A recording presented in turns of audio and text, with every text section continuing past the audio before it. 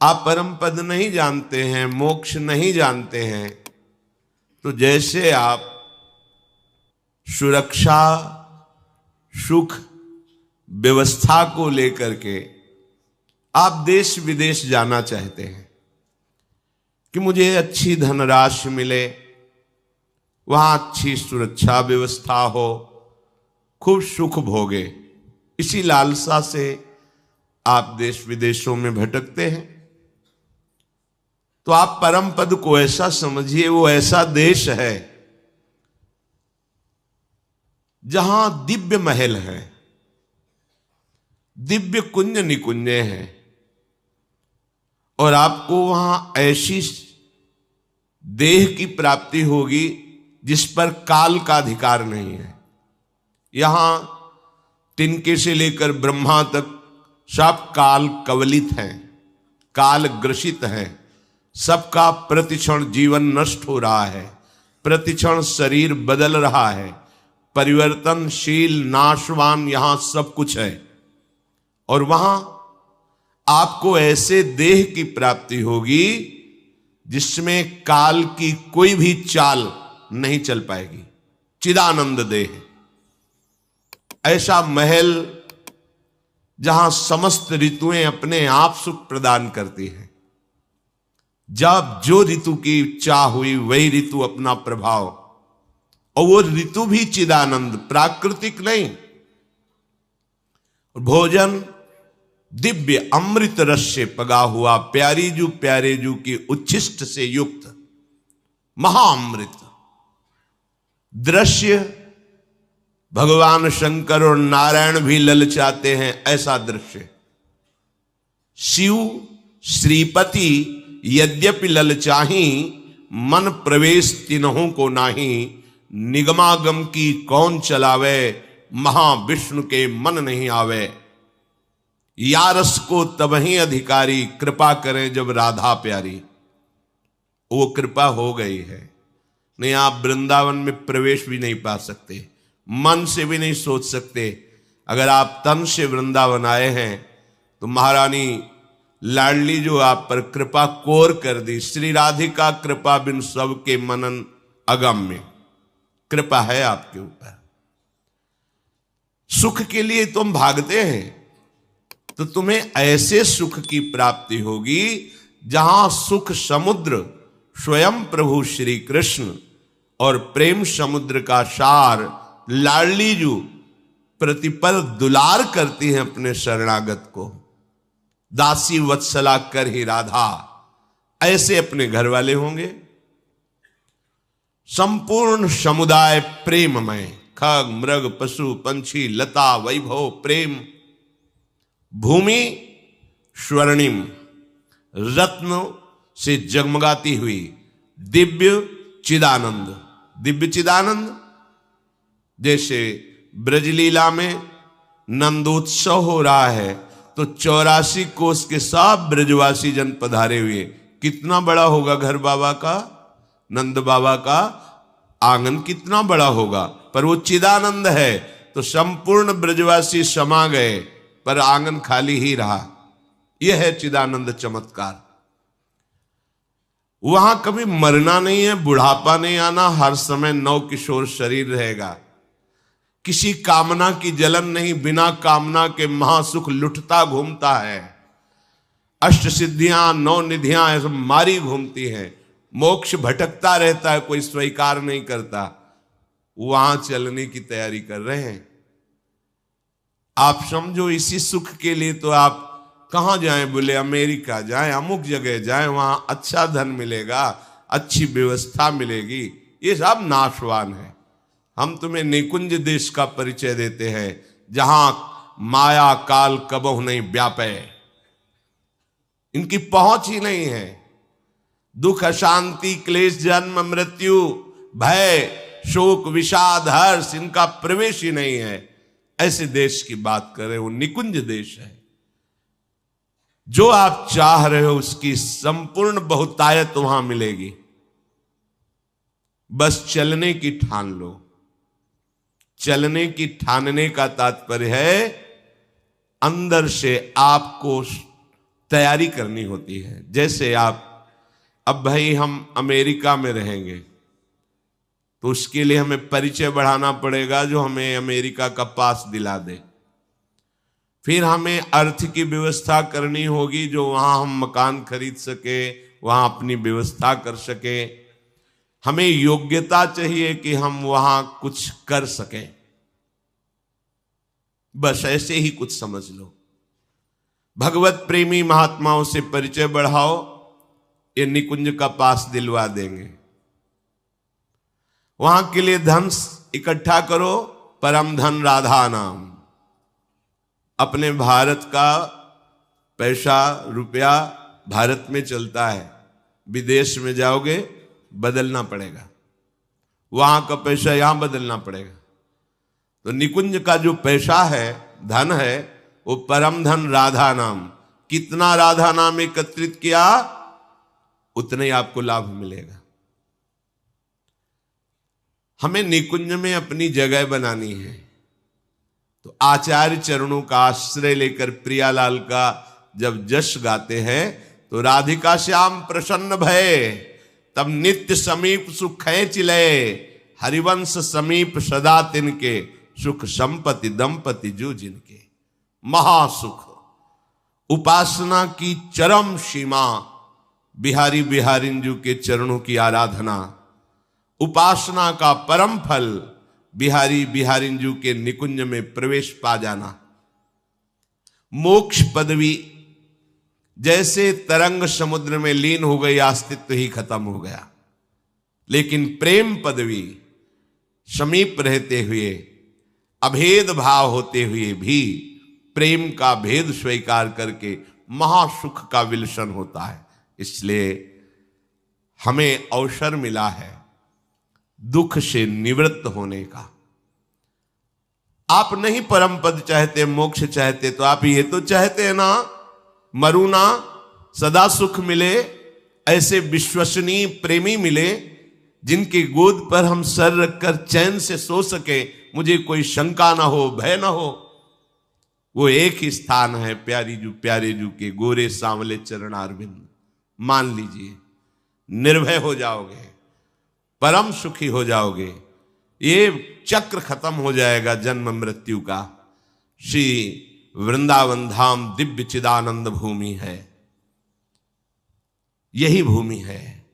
बस हमारे नेत्र माया से मलिन हो चुके हैं, पवित्र हो जाएं, हित के नेत्र खुल जाएं, प्रेम नेत्र जागृत हो जाएं, तो हमें इसी वृंदावन में दिखाई देगा कुंज निकुंजे, प्रिया प्रीतम और दिव्य सहचरियां कैसे श्री लाडली लाल को दुलार करती हुई महासुख में निमग्न है। ये महाप्रेम है। बढ़ो आनंद मोद सबके, महाप्रेम सुरंग रंगी, और न कछु सुहाए तिनको, जुगल सेवा सुख पगी। कैसा होगा जब मरने का भय नहीं होगा, शरीर छोड़ने का भय नहीं होगा।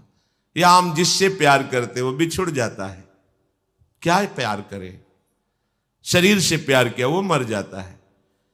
जिससे प्यार करते सब काल के ग्रास बने हुए हैं, कब छूट जाए पता नहीं।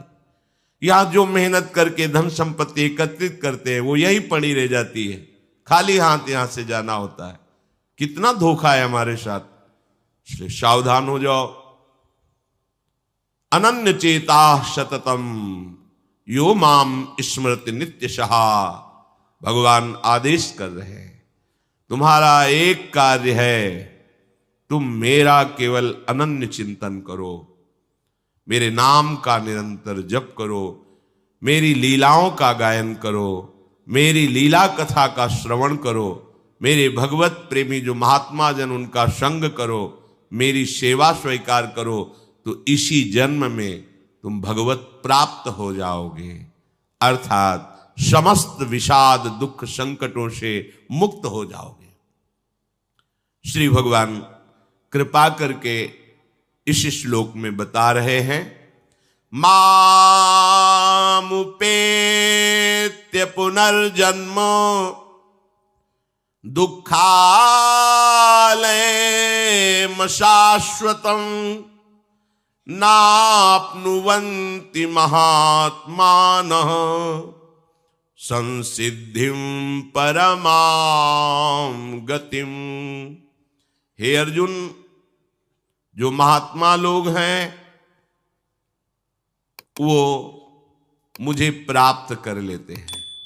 कल के सत्संग में कहा था सब महात्मा हैं, पर अपने स्वरूप को भूल करके देह भाव से युक्त होकर दुराचरण, गलत आचरण, दुर्वासना, दुष्चरित्र, इसके कारण हमको महात्मा पदवी से हटा दिया गया। नहीं, सब उस महान परमात्मा के अंश है, सब समान हैं, सब महात्मा हैं, पर अपने स्वरूप को भूलकर विषयों में रति करने के कारण हमारी दुर्गति हो गई। हम महात्मा पदवी से हट गए। नहीं, महात्मा हमारा स्वरूप है। वो महान परमात्मा ही हमारी आत्मा के रूप में स्फुरित हो रहा है, वही महात्मा है, वही महापुरुष है, हमारे हृदय में बैठे हुए हैं। हम उनको भूल करके बाहर मित्र बना रहे हैं, बाहर शत्रु बना रहे हैं, बाहर अच्छा बुरा देख रहे, बाहर दुख सुख अनुभव कर रहे। बस यही द्वंद्व हमें पीस रहे, नष्ट कर रहे, हम जान नहीं पा रहे। हे अर्जुन, महात्मा लोग मुझे प्राप्त करते हैं। महात्मा कौन? जो संसार से विमुख होकर भगवान के सन्मुख होकर जितने कार्य हैं वो सब प्रभु के लिए करता है और अभ्यास करता है, बराबर नाम चलता रहे, उसे ही महात्मा कहते हैं। भगवत चिंतन परायण, सर्वत्र भगवत दर्शन की भावना ही महात्मा का स्वरूप है। वासुदेवा सर्वम इति सा महात्मा सुदुर्लभा। सा महात्मा वो महात्मा है कौन? जो सब जगह अपने आराध्य देव को देखते हुए निरंतर भजन परायण है। चाहे गृहस्थ हो, विरक्त हो, जवान हो, बूढ़ा हो, कोई भी हो, किसी को भी ये ज्ञान प्राप्त हो सकता है, क्योंकि शरीर अवस्था से ज्ञान का कोई लेना देना नहीं। हम तो बहुत जन्मों से भटक रहे हैं, बहुत शरीर छोड़ रहे हैं, पर हम तो वही है ना, हम तो पुराने ही है ना, नए शरीर है, कपड़े की तरह हम बदलते रहते हैं। पर हम शरीर को कपड़ा ना मान करके मैं मान लिया, मेरा मान लिया, अहमता ममता कर ली, यही हमारा पतन करा दिया। हम महात्मा पदवी से गिर गए। अब हमें संभलने का अवसर मिला है, उठो ऊपर। प्रभु कह रहे हैं जो महात्मा जन हैं वो मुझे प्राप्त करते हैं, फिर उनका जन्म नहीं होता। कहां? दुखालयम, इस दुख में। भगवान इसे दुखालय करें, आप सुख खोज रहे। कैसी मूढ़ता है, जिसने रचा है वो कह रहा दुखालयम, और आप इसमें सुख खोज रहे हो, सुखी हो रहे हैं। ऐसे ही समझ लो जैसे कोई शराब पीकर नाली में पड़ा है, तो आपको कैसा लगता है? बेचारा पैसा भी खर्चा किया और देखो नाली में पड़ा है। पर उससे सुबह पूछो तो फिर वो पैसा एकत्रित करके ठेके में जाना चाहेगा। यही भगवान की विचित्र मोहिनी माया है। इस दुखालय में फिर उसका जन्म नहीं होता, क्योंकि यहां सब कुछ मशाश्वतम, नाशवान है। यहां सब कुछ नाशवान है। गो गोचर जहां लगु मन जाई, सो सब माया जानो भाई। भगवान का भजन करने वाला भगवत प्राप्त महात्मा इस संसार में जन्म नहीं लेता, क्योंकि ये दुखमय है, परिवर्तनशील, नाशवान है। इसलिए गताह, वो मेरे ऐसे परम पद को प्राप्त होता है जहां पुनः आना नहीं होता। यद्गत्वा न निवर्तन्ते तद्धाम परमम मम, वो मेरे परम धाम को प्राप्त होता है जहां जाने के बाद फिर लौटना नहीं होता। मामुपेत्य पुनर्जन्मो संसिद्धिम परमाम गतिम। श्री भगवान कह रहे हैं एक बार प्रयास करके ऐसा भजन करो कि तुम्हें भगवत प्राप्ति हो जाए। प्रभु को तत्व से जान लेना या प्रभु का दर्शन कर लेना, दोनों एक ही बात है। दोनों से एक ही बात है। तत्व से जान लोगे तो जीवन मुक्त हो जाओगे, और भगवत दर्शन कर लोगे तो प्रेमी बन जाओगे। दोनों का फल एक ही है, संसार बंधन से मुक्त होकर महासुख में निमग्न होना। पुनर्जन्म धारण करना बहुत कष्टप्रद है, चाहे जिसका शरीर हो, मनुष्य का हो, पशु पक्षी का हो, किसी भी प्राणी का हो, महान दुखमय होता है शरीर धारण करना। इसीलिए भगवान इसे दुखालय कह रहे हैं। मरने के बाद अपने कर्म के अनुसार प्राणी जब मां के गर्भ में जाता है तो वो एक जेर में लिपटा होता है, झिल्ली में, और अंदर बहुत ही घृणित पदार्थ भरे होते हैं जिनको आप देखना भी पसंद नहीं करेंगे। उसमें वो कीड़े की तरह जीवात्मा शरीर धारण करके रहता है। जब उसको प्रसव वायु बाहर के लिए ढकेलती है, जेर से निकलता है, इसमें लिखा हुआ है जैसे किसी की जिंदा चमड़ी उतारी जाए तो कितना कष्ट होता है, ऐसे उसको कष्ट होता है मां की गर्भ से बाहर निकलने में, उस जेर से बाहर निकलने में। जो श्री भगवान का भजन नहीं करते उनकी क्या गति होती है? भगवान ने बताया कि जो महात्मा जन हैं वो मेरा भजन करके मेरे को प्राप्त होते हैं, उनका पुनर्जन्म इस संसार में नहीं होता। पर जो प्रभु से विमुख हैं, ध्यान से सुनिएगा, जो प्रभु से विमुख हैं, भजन नहीं करते हैं, भगवान के चरणों का आश्रय नहीं लिए हैं, उनकी क्या दुर्गति होती है, उनको कितना कष्ट भोगना पड़ता है। तस्य जनो नूनम नायम वेदोरु विक्रमम काल्यमानोपि बलिनो वायोरिव घनावली। पहले तो समझ लो कि ये काल किसी का मित्र नहीं है, किसी का शत्रु नहीं है, या किसी से प्यार नहीं करता, समय आने पर सबको नष्ट कर देता है। ये बड़ा बलवान है काल, आज तक इसे कोई अधीन नहीं कर पाया। ये सब का नाश करने पर तुला हुआ है। देखो ना, जरा सी भूमि हिली, हजारों लाखों लोग मर गए, निर्दयी काल को दया भी नहीं आती। आराम से मुस्कुराते हुए हंसते हुए गाड़ी में जा रहे हैं, सामने से ऐसा, सब नष्ट, मर गए। एक काल किसी को नहीं बख्शता। पहले समझ लो, तुम जो मत वाले हो रहे हो, शास्त्राज्ञा का उल्लंघन करके भजन नहीं कर रहे हो, काल के निशाने पे हो, रौंद दिए जाओगे। ये दयालु नहीं है, बिल्कुल इसको दया नहीं है। ये पुत्र से पिता की मृत्यु करा दे, मां से पुत्र की मृत्यु करा दे। देखो ना, मां गर्भ में ही बालक की हत्या कर देती है। बड़ा बलवान है काल, किसी के वश में नहीं, किसी के अंकुश में नहीं, सब इसके अधीन है। वायु के द्वारा उड़ाया जाने वाला मेघ समूह जैसे बल को नहीं जानता वायु के, ऐसे ये चराचर जीव काल के बल को नहीं जानता है। भगवान स्वयं कपिल देव जी माता देहूति से कहते हैं, ये समस्त योनियों में भ्रमण करने वाले जीवों पर हर समय दृष्टि रखता है काल, और अवसर पाते ही सबका मिटिया मेट कर देता है। परिचय है भला इस काल से? कोई नहीं जानता इसको, इसके बल को कोई नहीं जानता। जीव प्रत्येक क्षण सुख की अभिलाषा से ही कार्य करता है। शास्त्र है, तुम्हारे मन की एक एक बात इसमें लिखी हुई है। प्रत्येक प्राणी जो भी चेष्टा करता है वो सुख के लिए करता है, चाहे चींटी ही क्यों ना हो, वो भी बड़े श्रम से एक दाना उठा करके घसीटती हुई जा रही है, केवल सुख की लालसा से।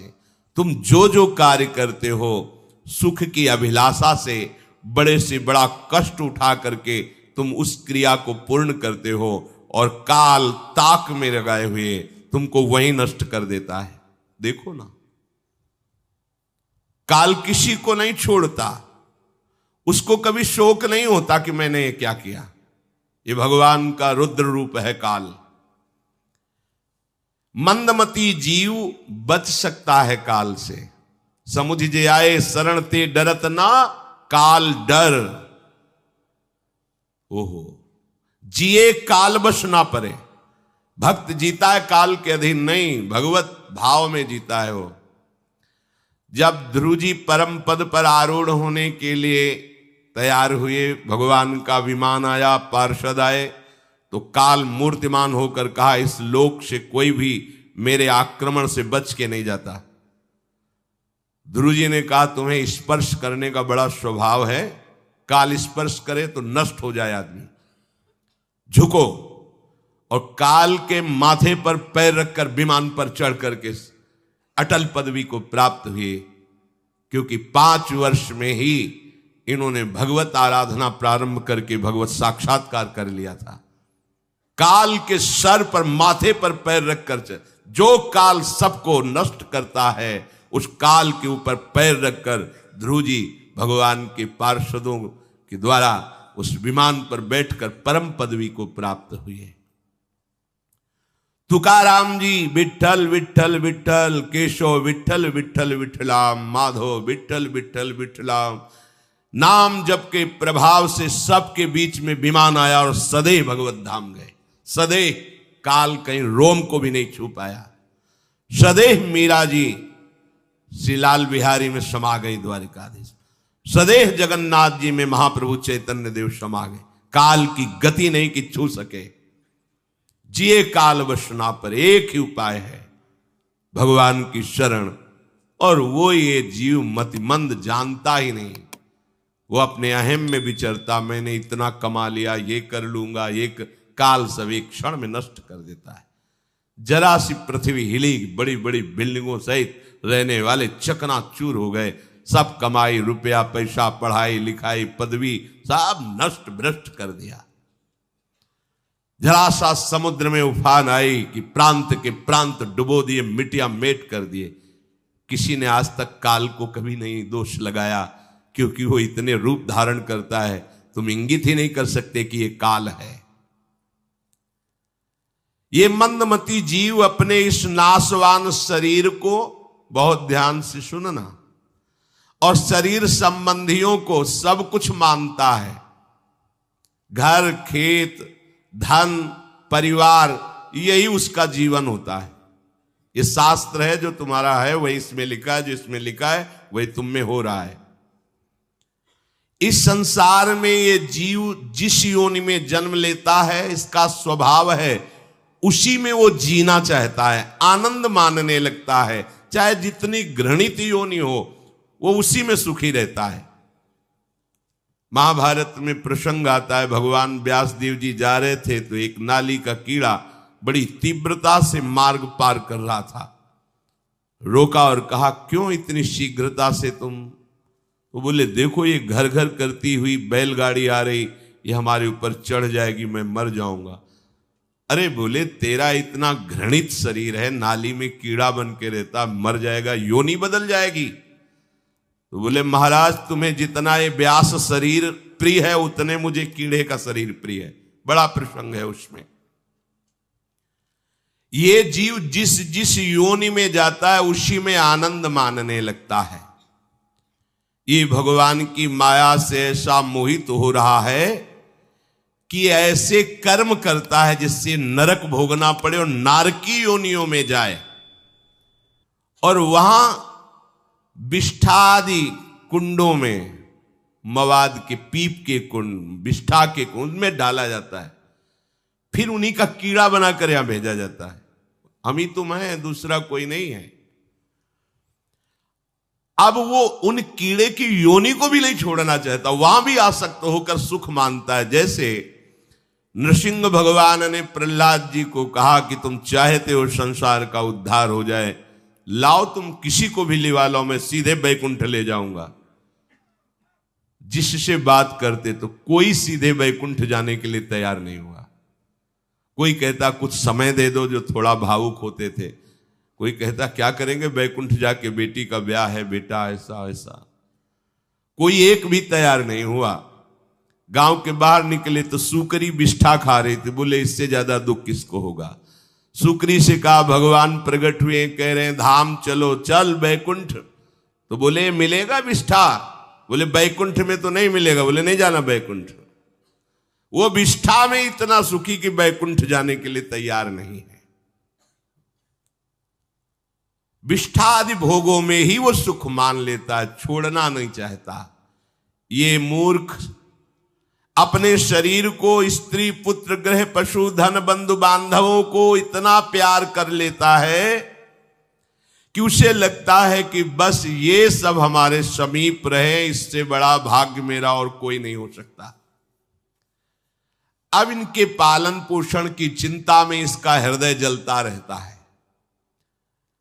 दुर्वासना से दूषित हृदय होने के कारण इसके हृदय में ज्ञान नहीं होता। परिवार का पोषण करने के लिए पाप करने लगता है, मनमानी आचरण, जैसे धन आवे वैसे। ध्यान रखना, यदि आपने किसी निर्दोष को दंड विधान किया है किसी पदवी पे बैठ के, या किसी असहाय असमर्थ को अपने बल के द्वारा रौंद करके तुमने धन लिया है, या छल कपट हिंसा के द्वारा तुमने धन लिया है, तो किसी दूसरे की जरूरत नहीं तुम्हारा नाश करने के लिए, वो धन ही पर्याप्त है।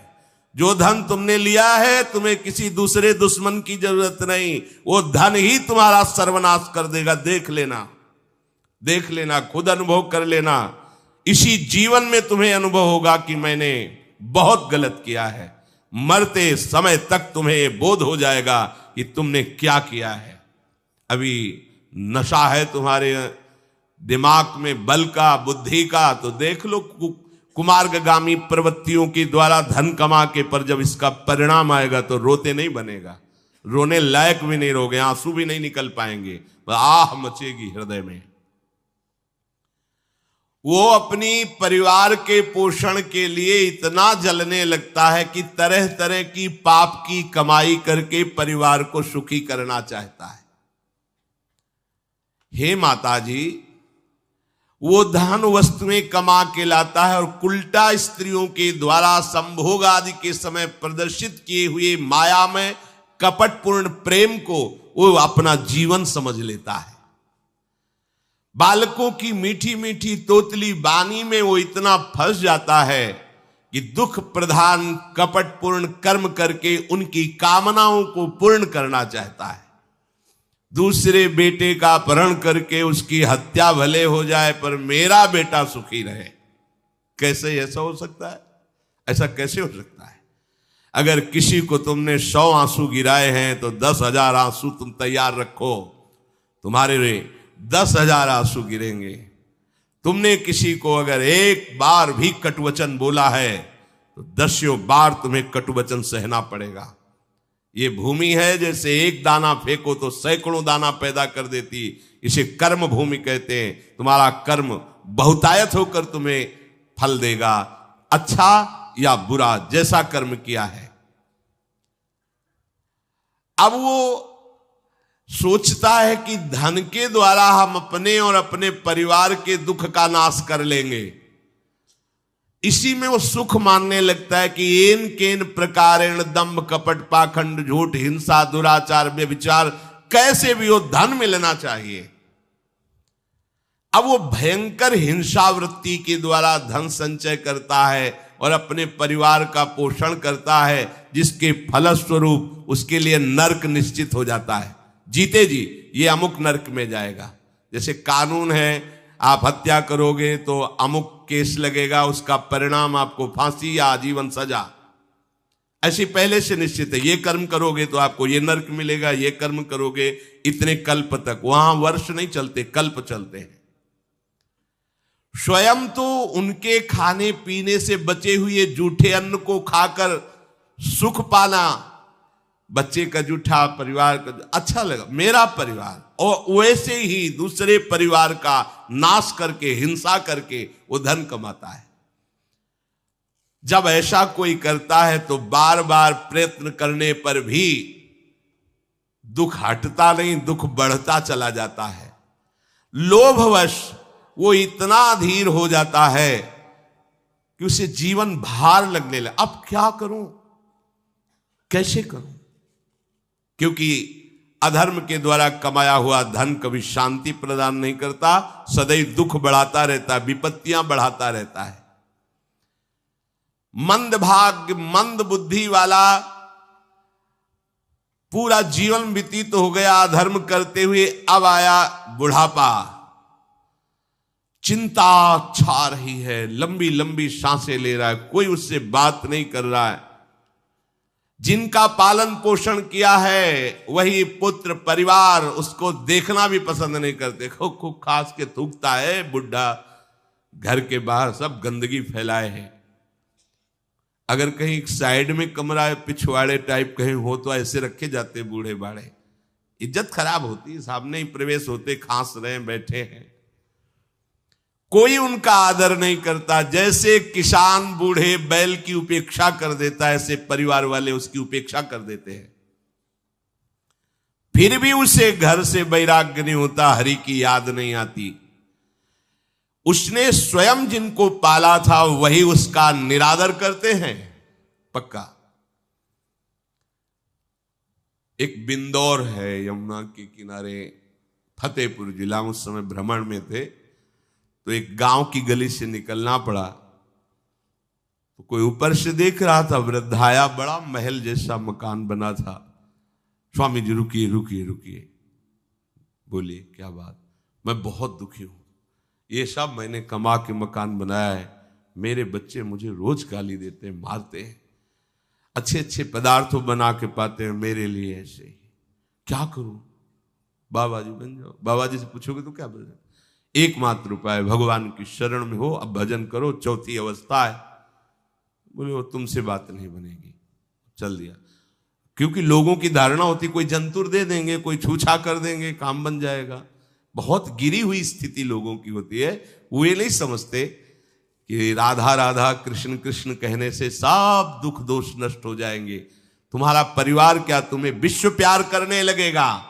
जा पर कृपा राम की हुई, ता पर कृपा करे सब कोई। विश्व तुम्हें प्यार देगा, विश्व तुम्हें सम्मान देगा, यदि तुम विश्वेश्वर भगवान श्री हरि का नाम जप करोगे, उनका आश्रय। पर ये मार्ग किसी को नहीं समझ में आता।